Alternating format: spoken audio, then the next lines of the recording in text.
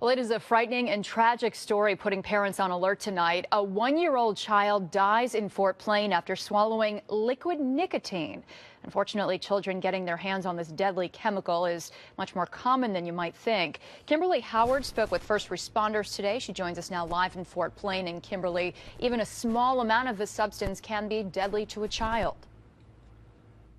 That's right, Dory. You know, the Centers for Disease Control says 60 milligrams of this stuff can kill a 150-pound adult. You can only imagine just how easily it could kill a baby if they get their hands on this stuff in your home or in somebody else's.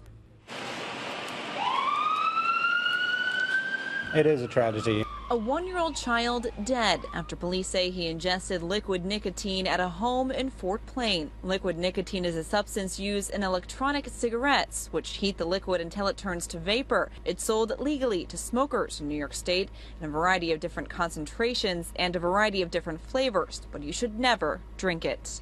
In a case of a child, less than a tablespoon could be a fatal event, depending on the concentration of the fluid. As much as 4 ounces of it could kill a 150-pound adult. And it's just a matter of minutes. It doesn't take long. The Greater Amsterdam Volunteer Ambulance Corps responded to the call in Fort Plain Tuesday night.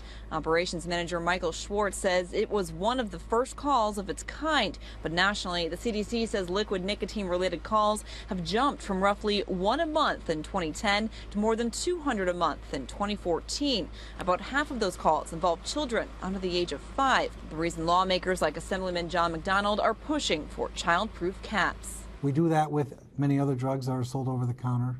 It makes perfect sense that for businesses in New York State that are going to sell liquid nicotine, that we need to do it safely. A bill that would require liquid nicotine be sold with a child-proof cap has already gained unanimous support in both chambers. But McDonald says more needs to be done on a federal level, since this product is marketed in a way that can be enticing to children. If you look at these little bottles, they almost look like candy bottles, and therefore to a young person it's attractive. Now, I don't think anybody makes them that way with that intention, but the reality is they're trying to market the scent of the vapor. We need to make sure we don't have any further tragedies which have been happening.